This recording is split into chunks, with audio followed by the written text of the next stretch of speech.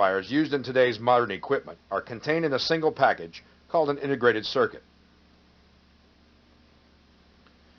These amplifiers are usually a multi-stage type with a non-inverting and inverting input. The input marked with the plus is called the non-inverting input, and the input marked with the minus is called the inverting input.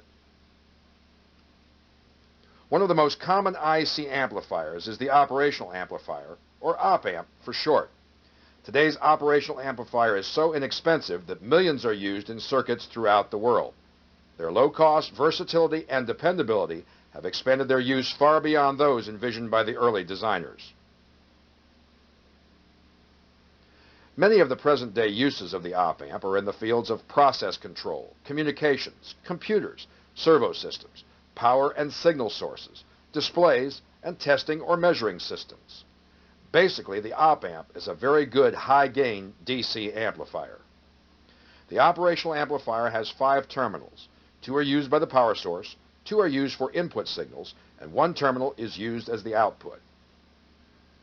Internally, the op-amp is a complex maze of transistors, diodes, and resistors. It is not necessary to know anything about the internal operation of the op-amp in order to use it, but there is much to learn about how to connect the external components to the op-amp, since these determine what the circuit will do.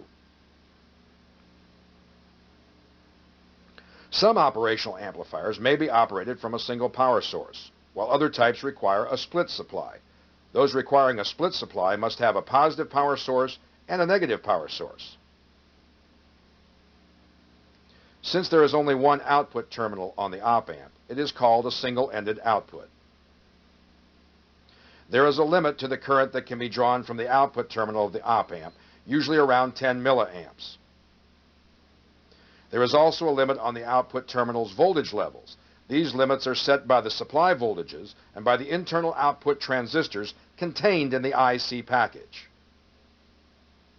These transistors require about 1 to 2 volts from the collector to emitter to ensure that they are acting as amplifiers and not as a switch. Therefore, the output terminal can rise to within 2 volts of the plus power supply and drop to within 2 volts of the negative power supply. The upper limit is called the positive saturation voltage, and the lower limit is called the negative saturation voltage. Some operational amplifiers, like the 741 for instance, have internal circuitry that automatically limits the current drawn from the output terminal. Even with a short circuit, the output current will be limited to about 25 milliamps. As we mentioned earlier, there are 2 input terminals labeled plus and minus. These are referred to as differential input terminals because the output voltage depends on the difference between the 2 and the gain of the amplifier.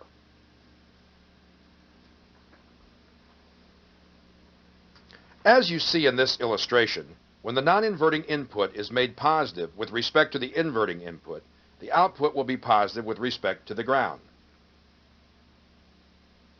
And when the non-inverting input is made negative with respect to the inverting input, the output will be negative with respect to ground.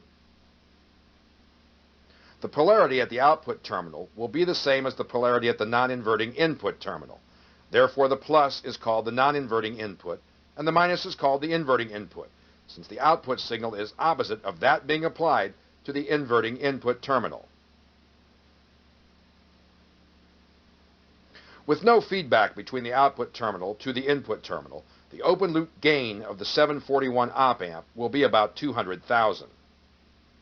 With the open-loop gain being so high for the op-amp, the input voltages could only swing plus or minus 55 microvolts if the op-amp is operated from a plus and minus 13-volt power source.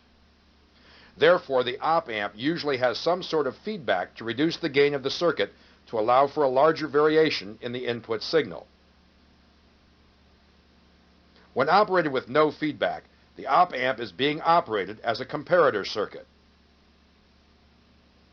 In a comparator application, the op-amp does not operate as an amplifier, but rather as a switching device used to indicate when a voltage level is above, below, or equal to a known reference voltage. Here we see an op-amp being used as a voltage level indicator with 2 light-emitting diodes at the output. This circuit can be used to indicate the charge level of a battery on a battery charger. When the voltage at the non-inverting input is below the reference voltage being applied at the inverting input, the output voltage will be negative and LED 1 will be lit. As the voltage from the battery increases to a level that is greater than the reference voltage, then the output voltage will swing positive and LED 1 will turn off and LED 2 will turn on. This would indicate that the battery was fully charged.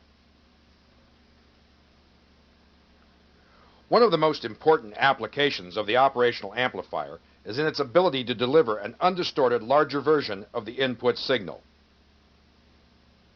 When used as an amplifier, an external feedback resistor will be connected between the output terminal and the inverting input terminal of the op-amp. This resistor will provide a negative feedback from the output into the input of the device. As we shall see, there are many advantages obtained with negative feedback. One advantage is that the circuit performance will no longer depend on the open loop gain of the op-amp, because by adding the feedback resistor, a loop was formed from the output to the input. The gain of the circuit will now depend largely on the feedback resistor. For best results, 1% resistors should be used for the feedback device. Here we see a widely used op-amp circuit. The closed loop gain of this circuit is set by R1 and R2. R2 is the feedback resistor. A positive signal is also being applied to the inverting input. Since the input signal is positive, the output of the amplifier will go negative and produce an amplified reproduction of the input signal. When the input signal crosses the zero reference line and goes negative, it causes the output voltage of the amplifier to swing positive and produce a positive reproduction of the input signal. As you notice, the output waveform is 180 degrees out of phase with the input signal being applied at the inverting input. Also, the gain of this circuit is 10, since the output signal is 10 times larger than the input signal. Here we see a source follower circuit. This circuit is also called a buffer amplifier or isolation amplifier. The input voltage is applied directly into the non-inverting input of the op-amp. As you notice, the output voltage will equal the input voltage in both magnitude and phase. In a manner of speaking, the output voltage follows the input voltage source. The non-inverting input of the op-amp will have a very high input impedance, somewhere in the order of several megohms. Therefore, the input and output voltages are basically isolated from one another. The output impedance of the voltage follower will usually be very low. The voltage follower is frequently used as a buffer amplifier to reduce voltage errors caused by source loading and to isolate high impedance sources from the next stage. Source followers are also subject to latch-up. This occurs if the input voltage limit is exceeded. When the input voltage limit at the non-inverting input is exceeded, the input transistor in the op-amp will saturate. When the non-inverting input transistor saturates, it causes the inverting input to act like the non-inverting input, which causes a positive feedback that will hold the IC in saturation. This video will cover basic amplifier parameters and characteristics. You will see how the circuits are designed to establish the required operating voltage for common circuits like the small signal amplifiers, power amplifiers, and operational amplifiers. When a semiconductor device is operated in a switching mode, it is being used as a digital device. When the devices are operated linearly, they are being used as analog circuits. The most commonly used analog circuit is the amplifier. The amplifier is represented by a triangular symbol, which may be used to represent discrete component circuits or a multi-stage integrated circuit amplifier. There are many circuit configurations which exist between these two extremes. Amplifiers are used to reproduce small input signals. Amplifiers may be powered by batteries or electronic power supplies. The characteristics of all amplifiers may be described in terms of a few basic parameters: gain, impedance, and distortion. The gain of a circuit is a measure of the increase in signal level from the input to the output. Gain may be measured in terms of current, voltage, or power. The unit of measurement for gain is the decibel. In general, gain equals the output divided by the input. When gain is expressed in decibels, the equations require the use of logarithms to the base 10. For voltage, the equation in gain in decibels equals 20 log 10 times voltage out divided by voltage in. For current, the equation is gain in decibels equals 20 log 10 times current out divided by current in. And for power, the equation is gain in decibel equals 10 log 10 times power out divided by power in. Because gain is only a ratio of two like quantities, it has no absolute unit of measurement. The decibel is the relative unit used, indicating the relative differences in the two electrical measurements. The amplifier's input and output impedance is another important circuit characteristic.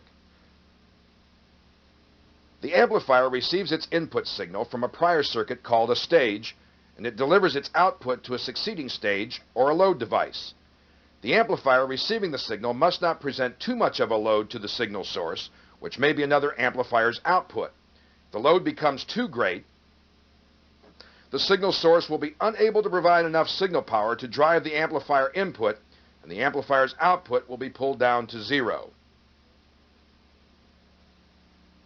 The ideal amplifier will have an infinite input impedance, requiring no current from the signal source. The best power transfer and lowest distortion is achieved when the amplifier's output impedance equals the input impedance of the circuit being driven. The third parameter of the amplifier is called the distortion. As you recall, the amplifier is designed to increase the amplitude of the input signal by its gain factor.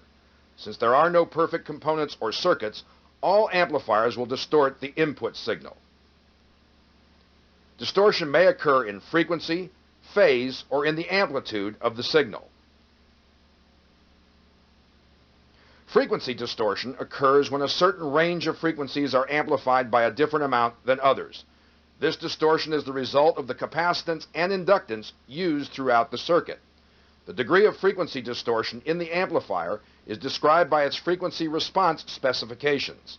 The frequency response specifications indicate the relative output over a specific frequency range. Phase distortion, on the other hand, will occur when certain bands of frequencies require different amounts of time to pass through an amplifier.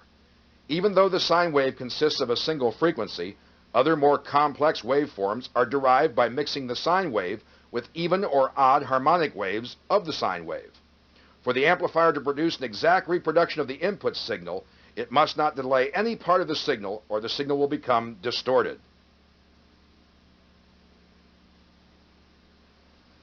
Amplitude distortion occurs when the output signal is not a faithful reproduction of the input signal or wave shape. This may be caused by the amplifier being driven into saturation and clipping the peaks of the signal. There are three other types of amplitude distortion: harmonic, intermodulation, and transient intermodulation. Harmonic distortion occurs when unwanted frequencies are added to the amplified signal.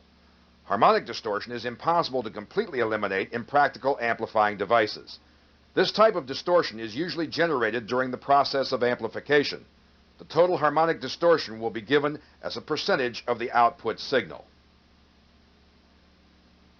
Intermodulation distortion is a result of one sinusoidal component modulating another. This creates a new frequency which becomes a part of the output signal.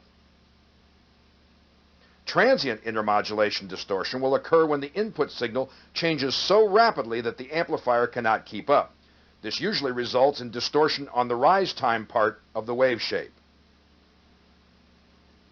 As we have seen, the ability of an amplifier to deliver a signal must be matched to the requirements of the load being supplied. The circuit used to couple the power to the load will generally be a power amplifier. The power amplifier is usually fed by voltage amplifier stages. The voltage amplifier is used to boost the incoming signal to a level sufficient to drive the power output stage. Voltage and power amplifiers have significant differences from one another. Therefore, we will examine them separately.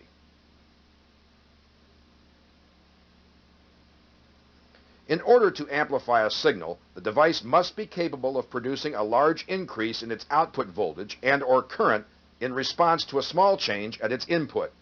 The signal at the input will control the device so that it produces a larger signal at the output. The earliest electronic amplifying device was the vacuum tube.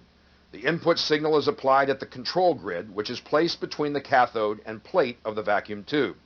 The input signal controls the current flow between the cathode and plate.